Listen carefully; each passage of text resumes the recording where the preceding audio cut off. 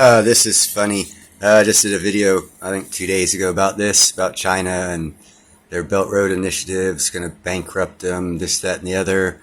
And it's just so right being validated so quickly, because now this is more information that didn't mention them not getting paid back their payments of like $1 trillion plus. They have like 1.8 trillion invested in the One Belt Road Initiative.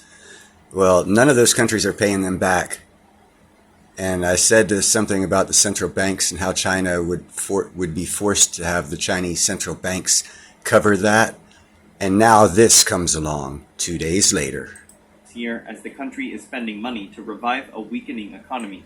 Zhang Xiaojing is the director of China's National Institution for Finance and Development, or NIFD, a government-backed think tank. He advises the People's Bank of China, the central bank, and other government agencies.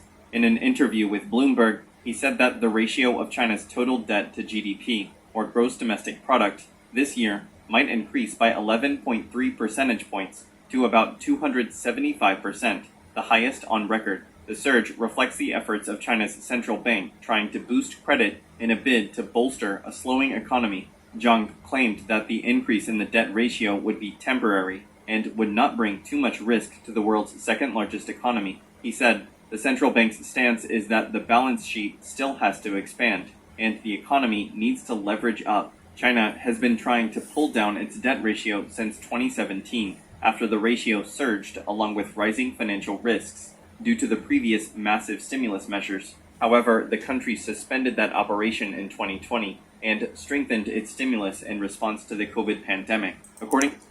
Sounds kind of like what America did, and look how we're suffering. These guys threw a lot more money at it, and look at the numbers comparatively to what America had.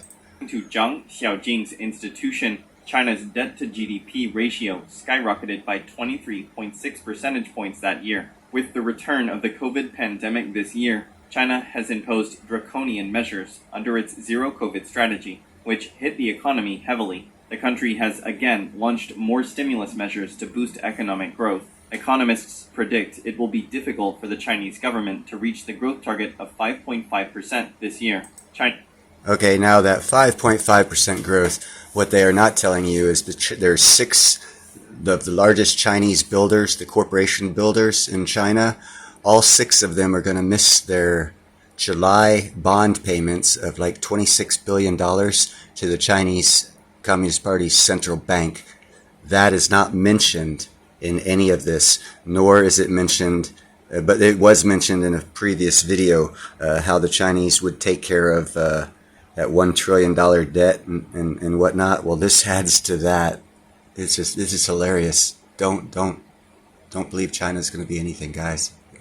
Chinese President Xi Jinping has currently emphasized the need to protect the economic growth target. Still, an official of the central bank publicly admitted that it is difficult for the country to ensure the goal. However, during a speech to a BRICS business forum on June 22nd, Chinese leader Xi Jinping stressed that Beijing would further adjust macro policies and adopt more measures to meet social and economic development. On July 5th, social and economic development. The social development they're talking about